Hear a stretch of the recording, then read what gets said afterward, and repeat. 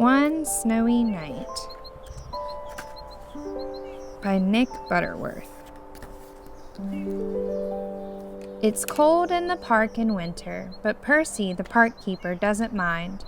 He puts on his warm coat and his big scarf and wears 2 pairs of woolly socks inside his boots. Percy likes to be out in the fresh air. In the middle of the park, there is a little hut. This is where Percy lives. When it gets too cold to be outside, Percy goes into his hut where it's cozy and warm.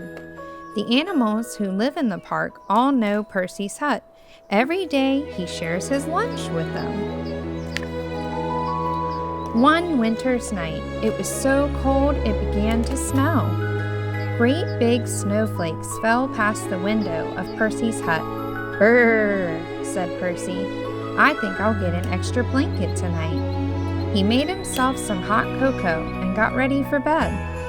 Suddenly, Percy heard a tapping sound.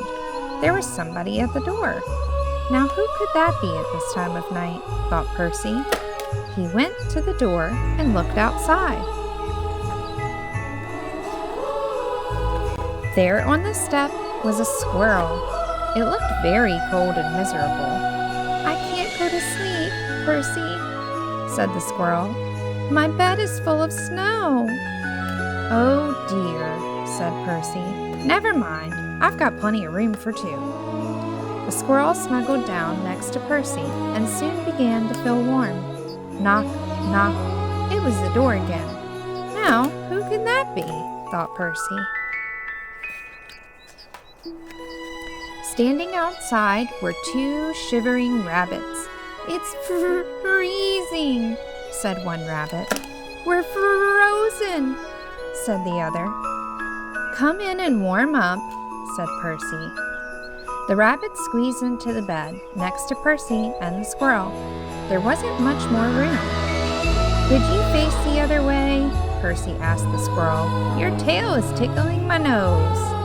Knock, knock. "Oh dear," said Percy.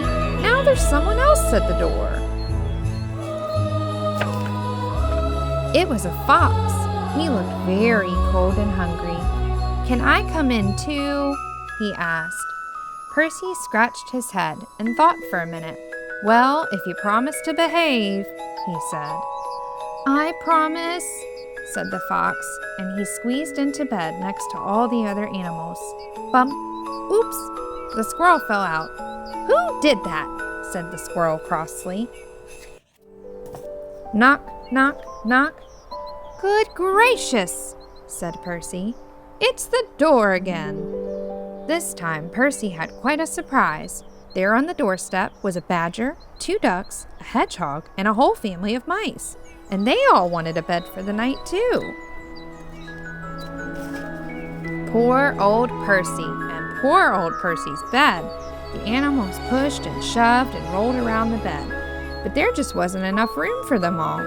Soon, the bed covers ended up in a big, tight ball. Then, bump! The covers rolled off the bed and everybody fell into the floor. "Oh dear," said Percy. "This won't do at all. My bed is just too small." Suddenly, one of the mice pricked up his ears. "What's that noise?" he squeaked. Everyone listened hard. Now they could all hear it. There was scratching and scritching and scraping sounds. It seemed to be coming from underneath them. "There's something in the floor, moving all about," said the mouse. The animals looked frightened, and all the mice started to squeak at once. "Oh dear, what could it be? Could it be a monster? What if it has fierce claws and sharp teeth?" The noise grew louder and louder. Then the floorboards began to move. "Look out! It's coming through the floor!" Suddenly, there was a loud creak. "Help!" cried the animals, and they all ran and hid. But Percy wasn't frightened. He started to chuckle. Then he laughed aloud. A small, dark head was sticking up through the floorboards. "This isn't a monster," said Percy. "It's a mole." "I'm sorry to burst in like this," said the mole. "I knocked on the door, but nobody heard me." Percy helped the mole come up through the floor, sat him on his hot water bottle to get warm, and put the floorboard back where he found it. "It's all right, everyone," he called. "You can come out now."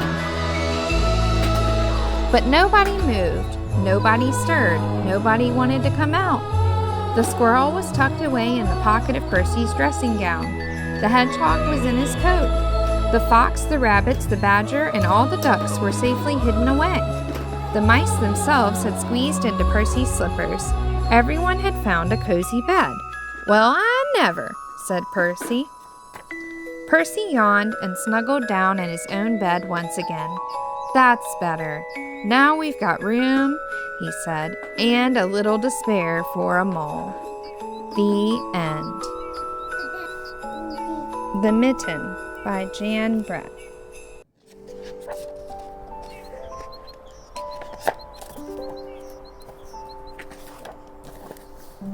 Once there was a boy named Nicky who wanted his new mittens made from wool as white as the snow. At first, his grandmother Baba did not want to knit white mittens. "If you drop one in the snow, you'll never find it," she warned. But Nicky wanted snow-white mittens, and finally his Baba made them. After she finished, she said, "When you come home, first I will look to see if you are safe and sound. But then I will look to see if you still have your snow-white mittens." So off Nicky went, and it wasn't long before his new mittens had dropped into the snow, and it was left behind. A mole tired from tunneling along, discovered the mitten and burrowed inside. It was cozy and warm and just the right size, so he decided to stay. A snowshoe rabbit came hopping by. He stopped for a moment to admire his winter coat. It was then that he saw the mitten, and he wiggled in, feet first. The mole didn't think there was room for both of them, but then he saw the rabbit's big kickers, and he moved over. Next, a hedgehog came sniffling along. Having spent the day looking under wet leaves for something to eat, he decided to move into the mitten and warm himself.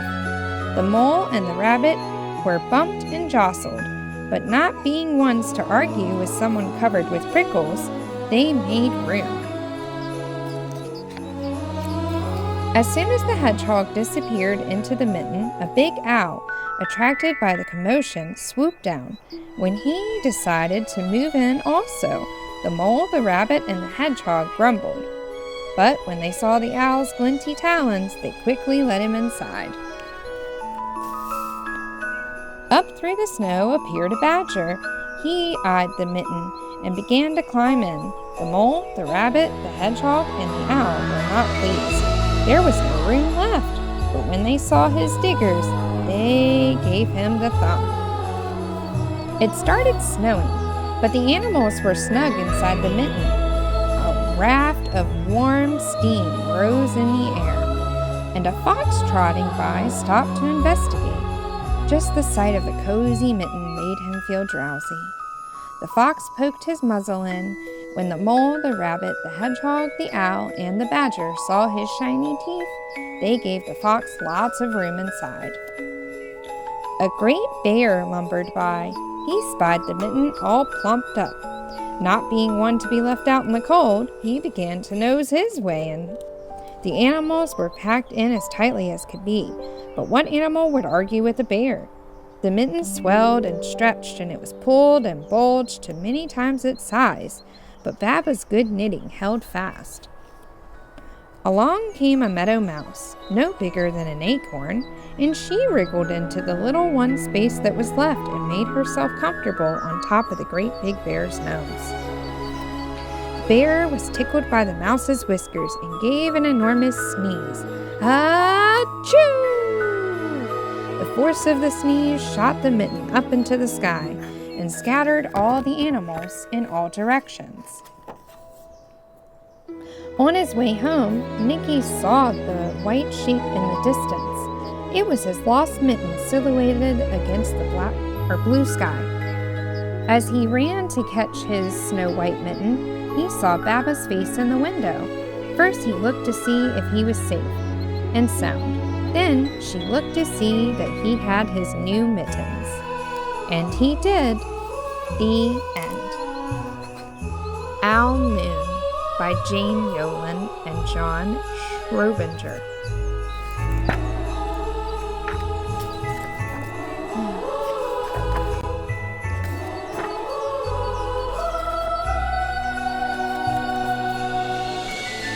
It was late one winter night, long past my bedtime, when Pa and I went owling. There was no wind, the trees stood still as giant statues, and the moon shone so bright. Somewhere behind us, the train whistle blew, long and low, like a sad, sad song. I could hear it through the wooden cap Pa had pulled down over my ears. A farm dog answered the train, and then a second dog joined in. They sang out, trains and dogs, for a real long time. And when their voices faded away, it was as quiet as a dream. We walked on toward the woods, Pa and I. Our feet crunched over the crisp snow, and little gray footprints followed us. Pa made a long shadow, but mine was short and round. I had to run after him every now and then to keep up, and my short, round shadow bumped after me. But I never called out. If you go owling, you have to be quiet. That's what Pa always says. I have been waiting to go owling with Pa for a really long time. We reached the line of the pine trees, black and pointy against the sky, and Pa held up his hand. I stopped right where I waited. He looked up as if searching for the stars, as if reading a map up there. The moon made his face into a silver mask. Then he called, "Hoo-hoo, hoo-hoo," the sound of a great horned owl. "Hoo-hoo, hoo-hoo." Again he called out, and then again. After each call, he was silent for a moment, and we both listened. But there was no answer. Pa shrugged, and I shrugged. I was not disappointed. My brothers all said there's an owl, and sometimes there isn't. We walked on. I could feel the cold as if someone's icy hand was palmed down on my back, and my nose and the tops of my cheeks felt cold and hot all at the same time. But I never said a word. If you go owling, you have to be quiet and make your own heat. We went into the woods. The shadows were the blackest things I'd ever seen. They stained the white snow. My mouth felt furry, for the scarf over it was wet and warm. I didn't ask what kinds of things hid behind those black trees in the middle of the night. When you go owling, you have to be brave. Then we came to a clearing in the dark woods. The moon was high above us. It seemed fit, exactly over the center of the clearing, and the snow below it was whiter than the milk in a cereal bowl. I sighed, and Pa held up his hand at the sound. I put my mittens over the scarf of my mouth and listened hard, and then Pa called, "Hoo-hoo, hoo-hoo, hoo-hoo, hoo-hoo." I listened, and I looked so hard my ears hurt, and my eyes got cloudy with the cold. Pa raised his face to call out again, but then before he could open his mouth, an echo came threading its way through the trees. "Hoo-hoo, hoo-hoo." Pa almost smiled. Then he called back, "Hoo-hoo, hoo-hoo," just as if the owl were talking about supper or about the woods or the moon or the cold. I took my mitten off the scarf, off my mouth, and I smiled too. The owl came close from high up in the trees on the edge of the meadow. Nothing in the meadow moved. All of a sudden, an owl shadow, part of the big tree shadow, lifted off and flew right over us. We watched silently, with heat in our mouths, the heat of all those words we had not spoken. The shadow hooted again. Pa turned. His big flashlight caught the owl, just as if it was landing on a branch. For a minute, 3 minutes, maybe even hundreds of minutes. We stared at one another. Then the owl pumped its great wings, lifted off the branch. Like a shadow without a sound, it flew back into the forest.